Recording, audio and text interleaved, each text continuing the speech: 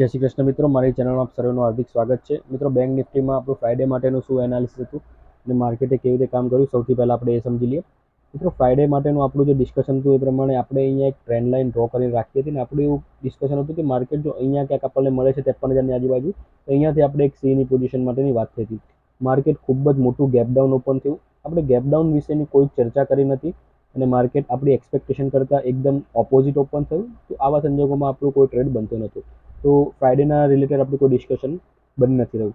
હવે મંડે એટલે કે 8 જુલાઈએ માર્કેટ ક્યાં કામ કરી શકે છે આપણે એ સમજી લઈએ.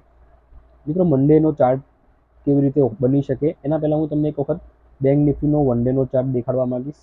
વન ડેના ચાર્ટ ઉપર બેંક નિફ્ટી કેવી રીતે અત્યારે છે, શું સિચ્યુએશન છે. અહીંયા વન ડેના ચાર્ટમાં તમે જોશો મિત્રો કે અહીંયા માર્કેટ એકદમ રેન્ડમલી થોડુંક બિહેવ કરી રહ્યું છે. અહીંયા દેખો, ગ્રીન રેડ રેડ ગ્રીન અને અહીંયા પાછું એક રેડ. અહીંયા એક માર્કેટ પેટર્ન બનાવ્યું છે. તમે જો એક દિવસ અહીંયા ગ્રીન કેન્ડલ બનાવે છે, બીજા દિવસે રેડ બનાવે છે, એક દિવસ ગ્રીન બનાવે છે, બીજા દિવસે રેડ બનાવે છે, પાછું એક દિવસ ગ્રીન બનાવે છે. તો માર્કેટ એક પેટર્નને ફોલો કરી રહ્યું છે. હવે આવી પેટર્નોમાં મોસ્ટ ઓફ ધ ટાઈમ કેવું થતું હોય છે કે માર્કેટમાં વોલેટિલિટી ભયંકર આવી જતી હોય છે અને અલ્ટિમેટલી માર્કેટ એની પેટર્ન પૂરી કરવા માટે વોલેટિલિટી શો કરે છે અને એમાં આપણા એસએલ હન્ટિંગ થતા હોય છે. તો જ્યારે માર્કેટ આવું એક પેટર્ન ફોલો કરતું હોય ત્યારે બહુ સમજી વિચારીને અને લેસ ક્વોન્ટિટીમાં તમારે ટ્રેડિંગ કરવું જોઈએ. હવે અહીંયા મંડે એક જે પેટર્ન ચાલી રહી છે એ પ્રમાણે અહીંયા આપણે એક રેડ કેન્ડલ એક્સપેક્ટ કરી શકીએ છીએ, કારણ કે ગ્રીન બની છે. તો અહીંયા રેડ કેન્ડલ બની શકે છે. જે પ્રમાણેની પેટર્ન ચાલી રહી છે એ પ્રમાણે તો અહીંયા રેડ બની રહી છે. તો આપણી જે થોટ પ્રોસેસ સોમવાર માટેની હોવી જોઈએ એ થોડીક આપણે અહીંયા આ પેટર્નને ધ્યાનમાં રાખીને બી રાખીશું. પણ એવું નથી કે આપણે અહીંયા ડેફિનેટલી બાયસ થઈ જઈશું કે ભાઈ સોમવારે માર્કેટ ખુલે એટલે આપણે પી જ લઈ લઈશું, માર્કેટ ક્રેશ થશે. ના, એવું નથી. આપણે એક પ્રોપર સેટઅપ ઉપર ટ્રેડ લઈશું અને જ્યાં સેટઅપનો મતલબ શું, જ્યાં આપણને સૌથી સ્મોલ એસએલ મળે. સેટઅપનો મતલબ સૌથી સ્મોલ એસએલ અને સૌથી બિગ પ્રોફિટના ચાન્સીસ હોય. પ્રોફિટ તો એક પ્રોબેબિલિટી છે મિત્રો, પણ એસએલ આપણા હાથમાં છે. પ્રોફિટ કેટલો આવશે એ નક્કી નથી, પણ એસએલ તમે કેટલે લેશો એ તમારા હાથમાં છે. તો આપણે હંમેશા એસએલ ઉપર ફોકસ કરવાનું છે. તો પ્રોફિટ તો ઓટોમેટિક તમારા હાથમાં સારો એવો આવશે. તો મંડે માટેનો આપણું જે એનાલિસિસ રહેશે એ થોડુંક પી સાઈડ આપણે રાખીશું બાયસનેસ. પણ એનો મતલબ એમ નથી કે આપણે પૂરેપૂરું આપણે પી ઉપર ફોકસ રાખીશું. એ સિવાય તમે મિત્રો જો 15 મિનિટનો આપણે ચાર્ટ ઓપન કરીએ તો અહીંયા 15 મિનિટના ચાર્ટમાં હું તમને એક સરસ મજાનો પોઈન્ટ બતાવીશ. અહીંયા 15 મિનિટનો આ ચાર્ટ ઓપન કર્યો છે. અહીંયા તમે જોશો કે આ જે એક પોઈન્ટ છે, આ કેન્ડલનો જે હાઈ છે, આ પોઈન્ટ, પછી આ કેન્ડલનું ક્લોઝિંગ, આ કેન્ડલનું ઓપનિંગ, આ પોઈન્ટ, આ કેન્ડલનો હાઈ, આ બધા જ પોઈન્ટ તમે મેળવશો ને તો અહીંયા એક સરસ મજાનું લેવલ બનીને આવશે. તમે જો માર્કેટ કેટલું સુપરબલી આ લેવલને રિસ્પેક્ટ કરે છે. આટલું સરસ મજાનું આ લેવલ છે. આ લેવલ લગભગ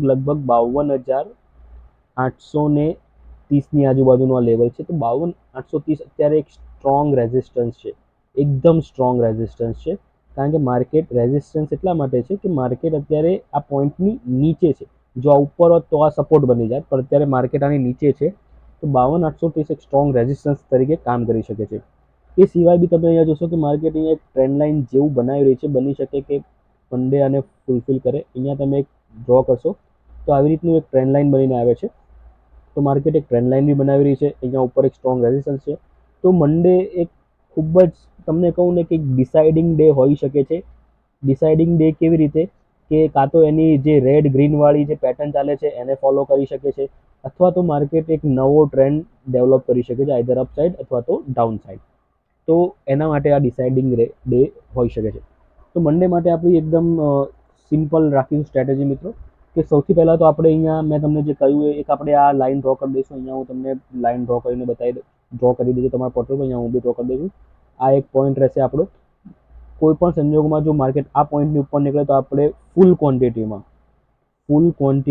હું તમને મિત્રો કહું છું, ફરીથી કહું છું, ફૂલ ક્વોન્ટિટીમાં તમે 10 લોટમાં કામ કરતા તો તમે 20 લોટમાં બી કરી શકો છો. ફૂલ ક્વોન્ટિટીમાં તમે સી લઈ શકો છો. માર્કેટ સારા એવા ટાર્ગેટ્સ અહીંયા 300-400 પોઈન્ટના અહીંયા તમને ઇમિડિયેટલી માર્કેટ આપી શકે છે, જો માર્કેટ આ લેવલની ઉપર નીકળશે તો. જો માર્કેટ અહીંયા ટ્રેન્ડ લાઇન બનાવે છે અને ટ્રેન્ડ લાઇનને રિસ્પેક્ટ આપે છે તો અહીંયા તમે એક આ ટ્રેન્ડ લાઇન આવી રીતે ડ્રો કરી રાખજો. અહીંયા આ રીતે અહીંયા આ કેન્ડલને ટચ થાય તો તમને પ્રોપરલી એક જ સેકન્ડ ડ્રો કરીને બતાવી દઉં. યસ, એક જ સેકન્ડ. અહીંયા આપણે આ ટ્રેન્ડ લાઈન આવી રીતે અહીંયા ડ્રો કરીને રાખજો તમારા પોર્ટલ ઉપર. આ પોઈન્ટને મેચ થાય એ રીતે રાખજો.